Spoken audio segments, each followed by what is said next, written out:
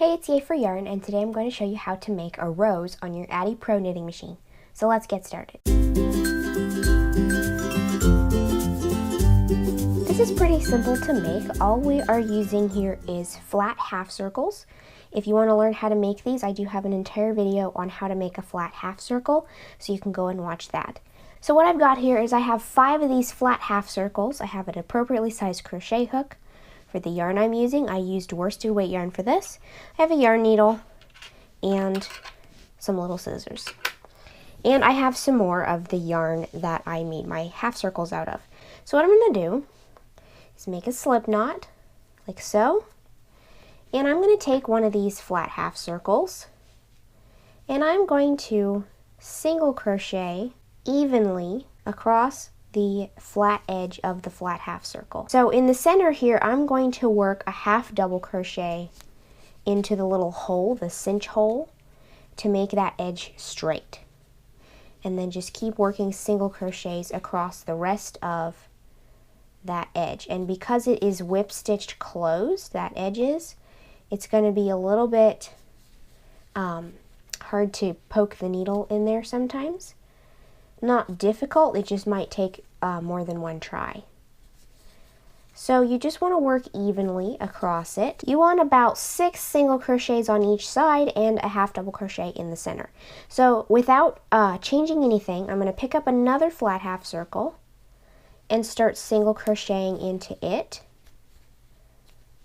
And again, I'm doing 6 on each side and the half double in the center. So here's the center. I'm going to work my half double into that center hole and work the rest of my single crochets across the edge. And the reason that it is a little tougher to poke the needle in is because what we're doing here is we're creating an edge that connects all of these half circles together. And because this edge that we're working into has already been whip stitched together and done so fairly tightly, you don't just want to pick up the very edge strand. You want to have about 2 strands of yarn that you're inserting into. So this is what it looks like so far. And I'm just going to pick up the next one and go work across the edge of that until and I'm going to keep doing that until I have worked across all of my half circles and they are joined together into a strip with this row of crochet. Alright, so now I have this little chain of flat half circles, and I'm going to cut my yarn, leaving a good yard of extra yarn left as my tail. I'm going to pull it through the loop on my hook to tie off, like so, and now we're going to assemble this. So I have my yarn needle here, and I'm going to thread that extra yarn through my yarn needle. And what we're going to do is we're going to roll this up. So we're going to take this edge, and I'm going to turn it right side up here. We're going to be rolling it. So I'm going to just roll in that tiny little edge right there. I'm going to take a stitch across through the row of single crochet. Now I'm going to roll it a little bit more, and you want to try to keep that single crochet edge relatively flat compared to the edge that you just rolled it against. And we're going to roll it up some more and stitch through it again, just going all the way across, etc., etc. And that is the whole first flat half circle. So now we're going to start rolling it into the next one. So as we roll it, I'm going to take another stitch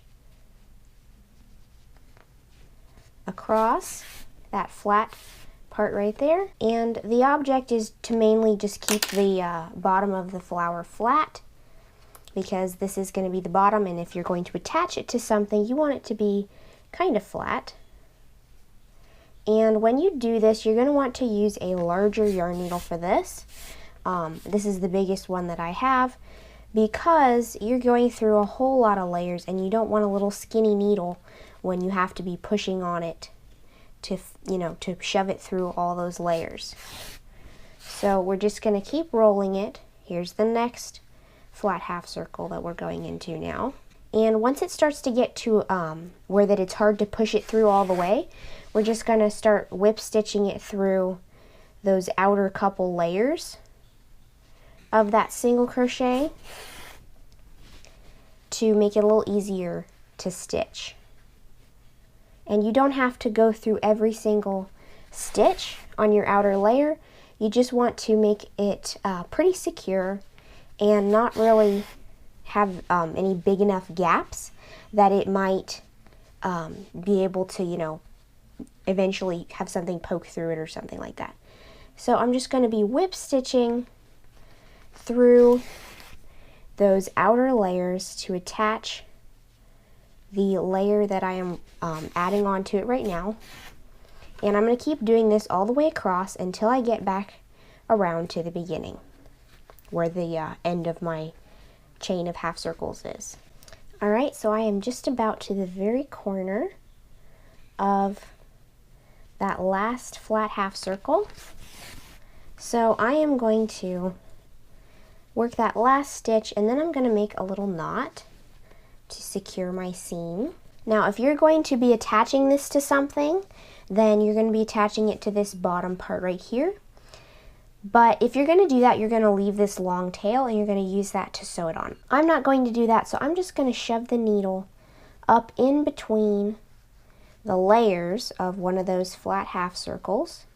Wiggle the needle to make sure that it's not catching on either side. And cut the extra yarn. And then I'm going to do the same thing with my other tail. I'm just going to use the crochet hook. I'm just going to wiggle the crochet hook in between the layers of that flat half circle and pull the tail through and trim the extra. So now you have a lovely rose made on your Addi Pro knitting machine. If you want to make it larger or get a different look, you can always add more flat half circles. And if you want, you can also kind of turn the little edges of your flat half circles out and make it a little more realistic, like so. So I hope you've enjoyed this video. If you like it, please give it a thumbs up. If you make this project, let me know how it turns out for you in the comments below, and don't forget to subscribe, making sure you click the little bell next to the subscribe button to be notified of new videos. Thanks for watching. Bye.